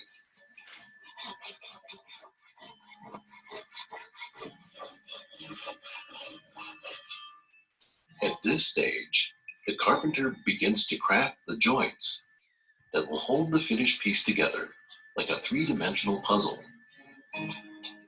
without the need for screws, nails, or bolts.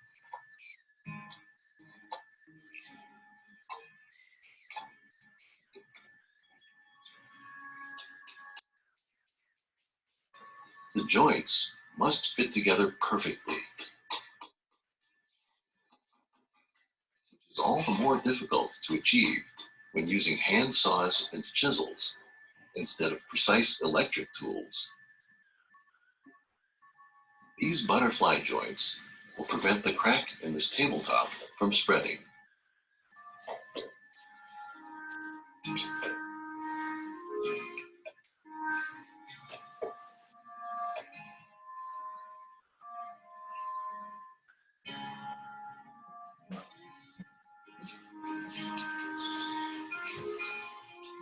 This rectangular dining table has an extremely simple and elegant design.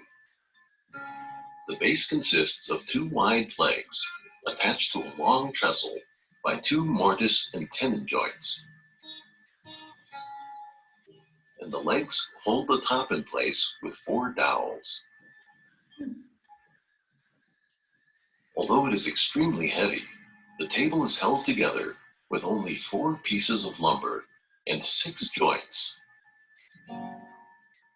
New construction is usually with nails, bolts, screws, but we still actually use joinery, which would be wood and wood expanding and contracting with each other. So this is actually something that lasts forever. No bolts, no nails.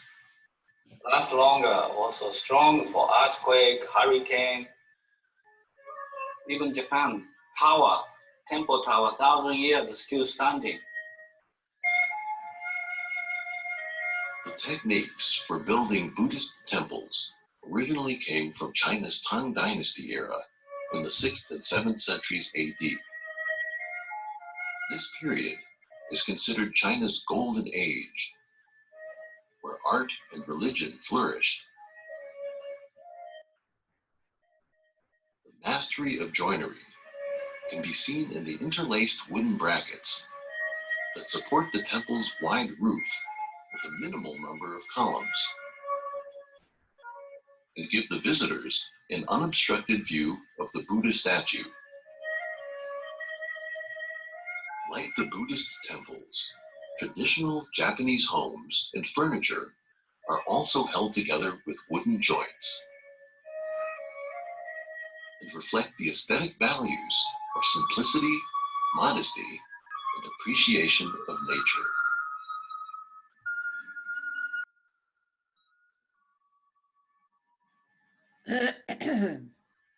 Designing in a Japanese fashion or wanting to live that life entails a certain quest for simplicity.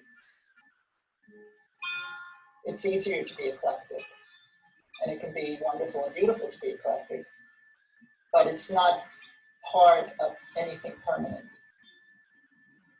The Japanese design is what it is. I mean, it goes way back, and it doesn't change. And I think you want to be as true as you can be to that vision and that philosophy. When you close, you don't see other side. So it's just a paper, but paper makes a different space. I call mysterious space. We don't know, it's very mysterious, I think. It's like a life. We don't know tomorrow. 10 years later, you exist, you don't know. Maybe we don't exist. This is also, you can take off. No hardware.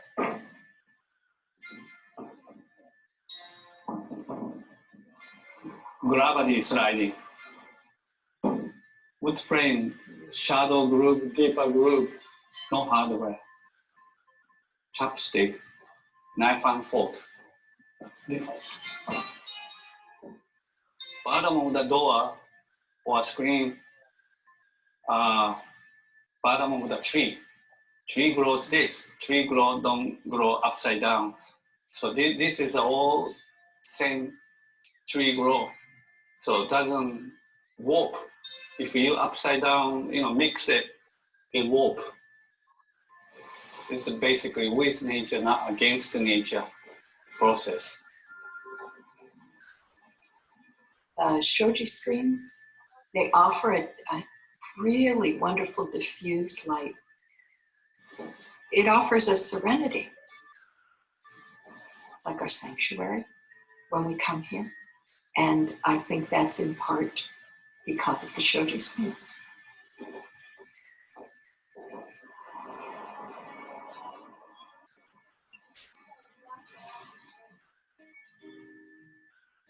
I was looking for a space that was more visually peaceful, and actually a space that would get me away from my Western New York busy life into a more contemplative, meditative space.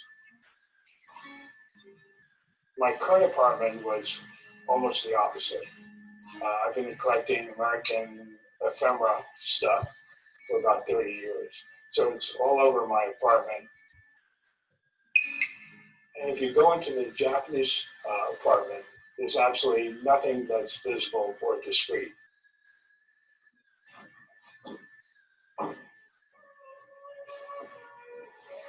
I find this space very peaceful and relaxing, and I often go there to meditate.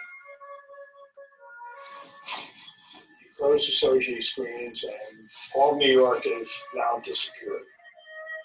You can be anywhere in the world. It's almost like a little spaceship, a little time traveling. Matter of fact, people from Japan who've seen this space say, wow, it's so cool. Sugoi.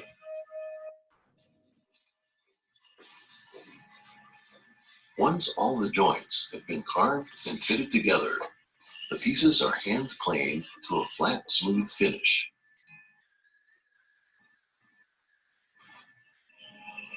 And coated with many layers of traditional tung oil, made from the seeds of the tung tree.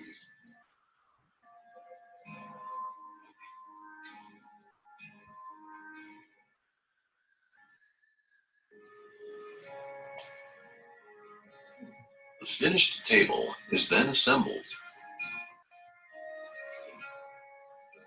In this folding table, the legs fold out via dowels and are held. One simple but brilliant trick to cool your home in 90 seconds. Tired of hot and stuffy rooms during summer? Held in place by small wooden pegs. The top is joined to the frame with 4 sliding dovetail joints.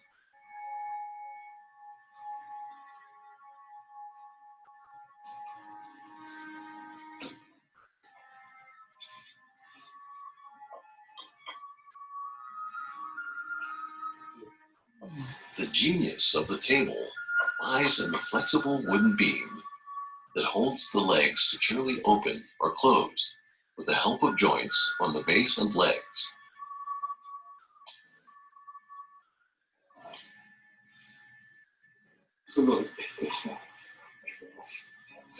Everything is done in a very traditional way that lends itself to pride in what you do, pride in the job, and that pride is reflected in the quality of the things that we have in our home that make our lives wonderful and beautiful, easy to live in. So it arrived one day when Hanafusa's men showed up at the apartment.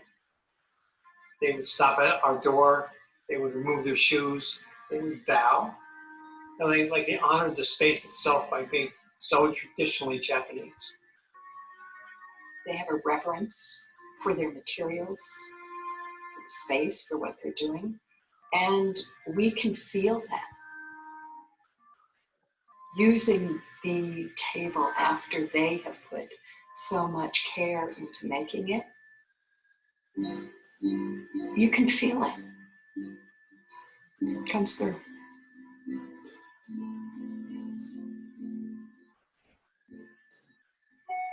I can't say why I chose the Japanese. That's why I think it's something in me that came from some remote place. I can only think that if there were an afterlife, then perhaps I was Japanese in some other culture, because it really comes from something very innate. Hanafusa is really a philosopher. I think what we have in common is that he's an artist and I'm an artist.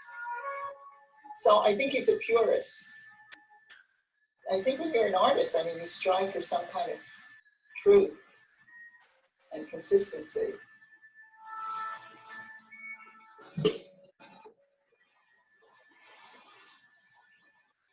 The concept of beauty in Japanese design is different from that in the West. Subtle imperfections and signs of age or weathering are prized. They inspire the viewer to contemplate the passage of time and the imperfect nature of life.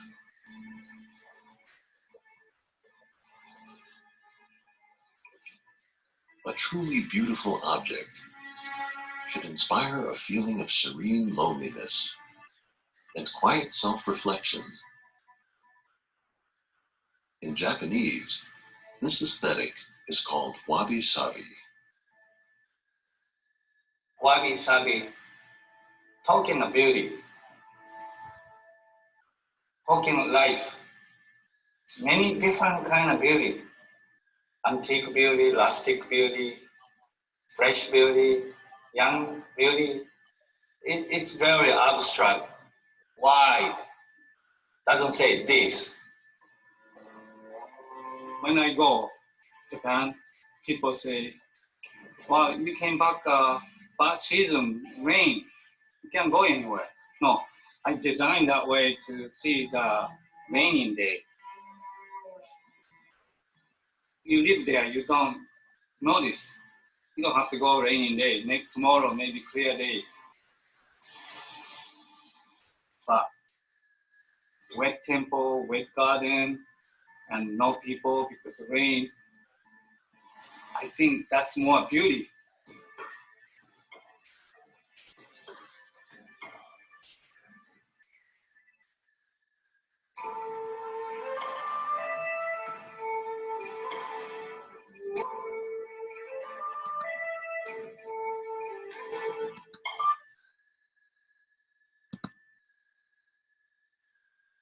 Any thoughts about any of that?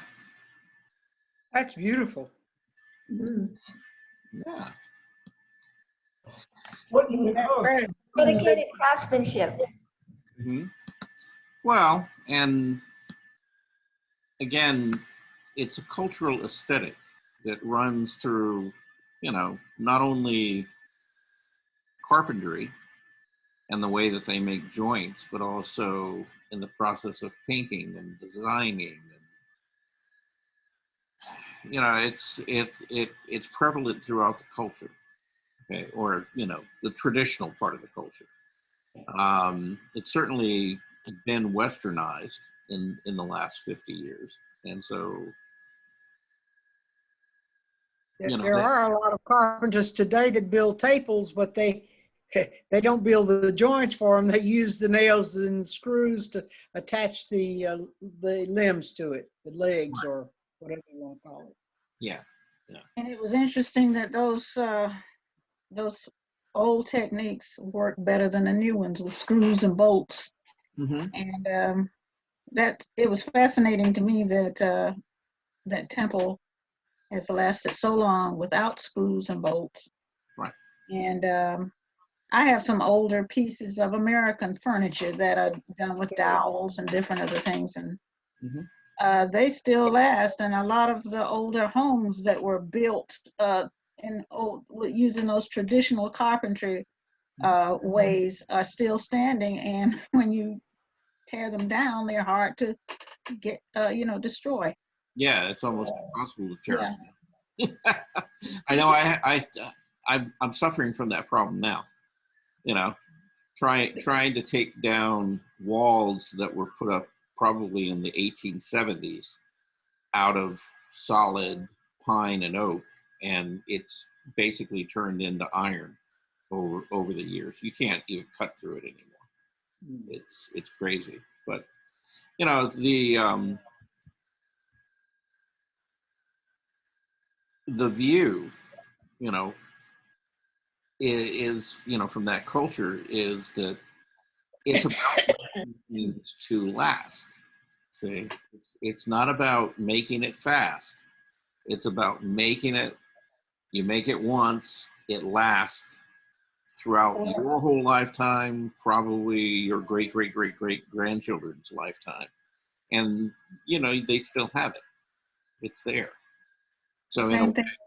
A lot of things they were originally built to last. Look at old automobiles. They were built to last. You can repair them. The new ones you have to send to the dealer or some auto shop for them to repair them, because you don't even have the simple instruments. And those homes over there, they say they were built to withstand hurricanes and storms. So that ought to be a lesson for us. Yeah, and earthquakes. Yeah. Right. Yeah, because when you have a building that's constructed with just joints like that, the wood gives, it can move and it's not so rigid. So it holds together, it flexes. And yeah, there's a lot of lessons to be learned, from different aspects of those Eastern cultures that Western culture is beginning to pick up and appreciate, and kind of incorporate in day-to-day life. But it takes a long time. And,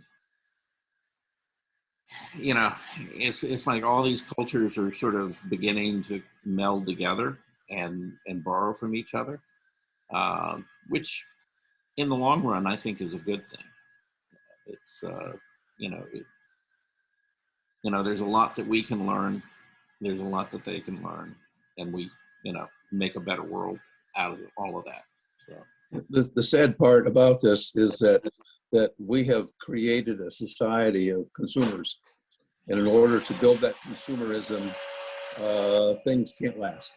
They have to be replaced, otherwise the nature of our society couldn't exist. That's the art of capitalism. Well, it is. Okay. Also, you can't Pardon? pay for it. Right. Okay. So I said you can't afford to pay for that. Now, when you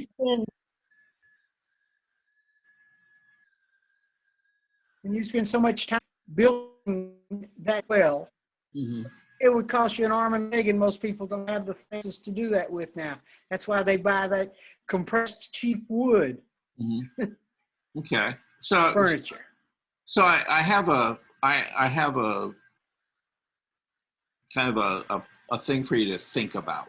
Okay. I'll call it a challenge. Okay. Because it's long been a philosophy or a view of mine, right, that you have a lot of power in your hands in the way that you spend your money. And when you, let's say, buy an inferior product that has to be replaced every 5 or 10 years, you're supporting a system, that's going to advocate doing that.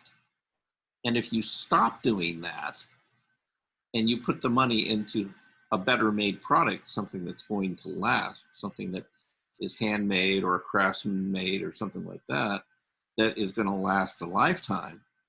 Yes, it may cost you more money initially, but think about by the time that you replace that thing 3 or 4 times in your life,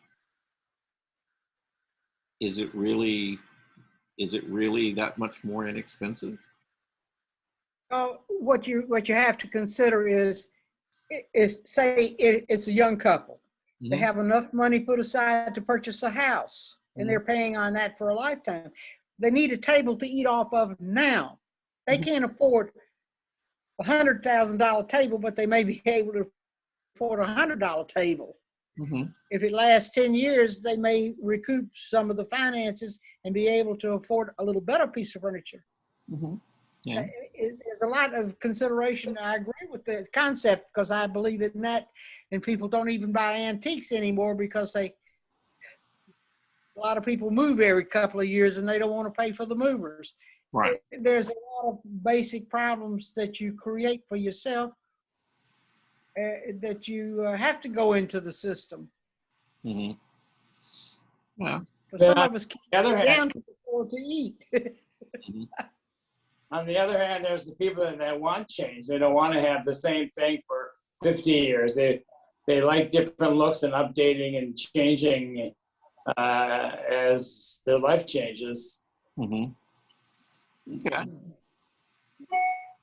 See, there's a lot of different arguments, that you can. Exactly, for everything that you think of. Right.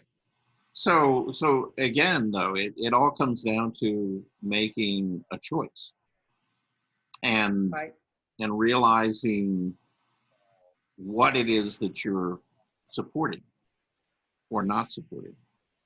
Right. So, you know, and again, you know, I mean, there's no good, bad, right, wrong. It's just, yeah, we all make different choices and things. But you know, realizing that you can make a choice to do either or something in between, I think is important. And the end result of that, you know, what happens. Okay, if I shop at Walmart, okay, and I know I pick on Walmart a lot, you know, but it's such a great example because it's so typically American, right? Right. Is that, you know, yes, if I go to Walmart and I'm spending my money at Walmart, what's the end result of that? So, and there are many, you know, and yes, I get an inexpensive product. Maybe I have to go back and replace it next year or the year after. You know, but there are other consequences that we have to consider. So, you know, it's you know, nobody said life was simple, right? Right. It's not. Yeah. Yeah. So yes, it opens up, you know, almost an endless opportunity to really, you know, look at the bigger picture out there and try to think about, you know, how our choices affect the culture that we live in. So, yeah, I'll just leave you with that thought. So, anyhow, anybody got anything else we need to talk about? It is 12:08. You know, I don't remember if Armando ever even made it today, but I'm sure he's off to lunch by now. Never did. Yeah. But anyway, thank you all for coming. Okay. I hope that you found some things in some of the videos that we saw today that you'll think about a little bit, and, you know, try to maybe bring some of that into your own artwork, whether that's composition, you know, some of the aesthetics, you know, that we viewed, and, you know, give it some thought. Okay. Right. All right. Now, I Bye-bye, have, everybody. Take care. well, hang on. I've got to warn you of one thing. I'm going to be sending out emails later today, and I'm going to be sending out a Zoom link to probably each and every one of you who are here. And what I'm trying to do is I'm trying to set up a short interview with each of you, you know, that I'm going to use during Older Americans Month, you know, and the art presentation that we're going to be doing. Okay. So if you will, just respond to that Zoom link. I think it will give you a choice to either accept or decline. If you decline, then if you will, give me an alternative time and date when we can. I mean, it's only going to take like 10 minutes on Zoom. It's not going to be a long, involved thing, I don't think. So, Can I ask you, my Zoom went off and it didn't come back on until you showed the building of the furniture. I started this morning, and I sent you an email asking if I was the only one that went off, but apparently I was. But it took off the picture of my being able to talk with you with a picture, and I don't know how to get it back on. It's black with just my email address. Right. How do you get back to So Gene, as you're looking at your screen right now, okay, if you look right. Look at the very bottom of Yes. the page there's a list. It says mute and then stop video or play video or whatever. Well, it says mute and start video, and the start video has a red line diagonally through it. Right. Okay. So click on that. Click on that one. There you are. Okay. There you are. There. Yeah. Okay. Now I'm back. But Yeah. also, I didn't know how to inform you, but I have got a ride to that plein air on the 26th of May, and they will drop me off between 9:30 and 10 o'clock in that parking lot area. Okay, can you The- refresh the- my memory of where that is? Since I'm, Some kind of gardens.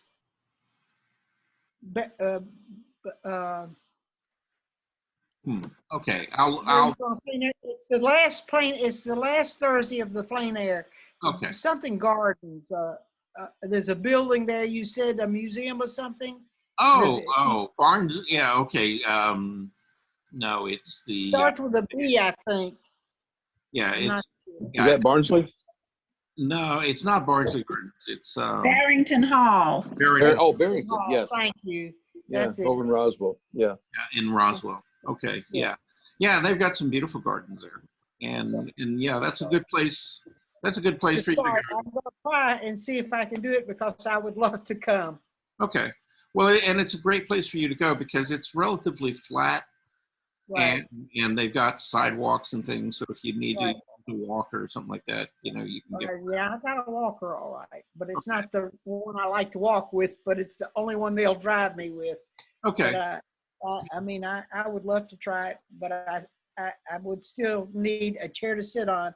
I can bring my own art supplies. Well, I'm going to bring the watercolors because they're so easy to carry. Yeah. And all I'll say about that is just remind me that you're coming on the 26th, and I'll make sure to bring you a chair, and I'll be sure to try to help you get set up. And I can get it if I can find the water. I've got a little small, you know, thing. I mean, I'm not completely incapacitated, but it's tough. Yeah. But yeah, I just want to assure you, I'll do whatever I can to help you. I appreciate it, but I'm very excited that they will ride me over there on that date, and I'm just excited to try. Yeah, good. I hope it doesn't rain. Yeah, we'll keep our fingers crossed on that one. Okay. But you know, if it does, you know, with that mansion, they have an enormous porch that wraps around three sides of that building. And you can easily get up under it and be out of the rain. So Super. Thank you very much. I appreciate it. Do we need any special instructions or for the Atlanta Polo Club, like ID or something that we have to show? You know, actually, I need to call them. I need to talk to the guy there this week, and that's one of the things I'm going to do today. And I want to absolutely confirm that he knows that we're coming and that they'll have the gates open so that, you know, it's very easy to find. And I'll try to provide you with a basic map as to how to get there and where we're going to meet at, okay? Terrific. All right. Thank you. Lovely. All right, everybody. Thank you all. And I hope to see some of you tomorrow. And I've gotten some work, but, you know, we could use more. So if you got something to share, send it. Okay? All right. Thank you, Charles. Thank you. All right. Bye, everybody. Bye.